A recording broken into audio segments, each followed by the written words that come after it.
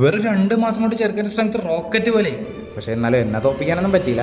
Bulking വിത്ത് bro day 27. വാമപ്പെല്ലാം കഴിഞ്ഞിട്ട് seat dumbbell shoulder പ്രസ്സാണ് ചെയ്തത്. ഇതിപ്പോൾ 7.5 കിലോ ഉള്ളത്. ഇതിൽ വലിയ കുഴപ്പമില്ലാതെ അടിച്ചു. ഞാൻ പിന്നെ 20 കിലോഗ്രാംസിലാണ് ചെയ്തത്. ലാസ്റ്റ് ആയപ്പോൾ ഇവൻ 10 കിലോ എടുത്തു. വലിയ കുഴപ്പമില്ലാതൊക്കെ ചെയ്തു.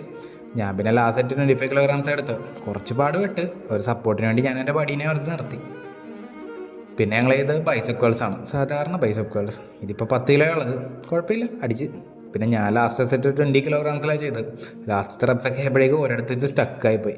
പിന്നെ ഞാൻ മനസ്സുകൊണ്ടാണ് ബാക്കിയെല്ലാം ബുക്ക് ചെയ്തത്, ശരീരം സമ്മതിച്ചില്ലേ. പിന്നെ ഞങ്ങളിത് സ്കൾ ക്രഷേഴ്സ് ആയിരുന്നു. ഇതിപ്പോൾ ഒരു സൈഡിൽ 5 കിലോ ഉള്ളത്. വലിയ കുഴപ്പമില്ലാതെ അടിച്ച്. കുറേ നാളായി ചെയ്തിട്ട് അതിൻ്റെ ഒരു ബുദ്ധിമുട്ട് കാണാനും ഉണ്ട്. ഞാൻ പിന്നെ 10 കിലോയിലും അടിച്ച് നല്ലപോലെ സ്ട്രെച്ച് ചെയ്താണ് ചെയ്തത്.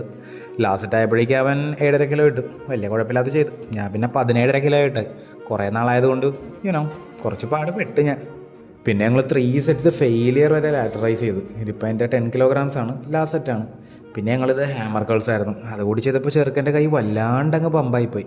അതിനുശേഷം ഞാനും ചെയ്തു കേട്ടോ. ഇത്ര 15 കിലോ എന്താ ഉള്ളത്. രാവിലെ അപ്പവും ഗ്രീൻ പീസും 3 ഹോൾ എഗ്സും കഴിച്ചു. 11 മണിക്കൊരു ഷെയ്ക്കും. ഉച്ചയ്ക്ക് വേണം നമുക്കൊരു ഫംഗ്ഷൻ ഉണ്ടായിരുന്നു. പിന്നെ വർക്കൗട്ടിന് ശേഷം കടലയും കപ്പലൻ്റെയും കിടക്കുന്നതിന് പിന്നെ ഒരു ഷെയ്ക്കും കുടിച്ച്.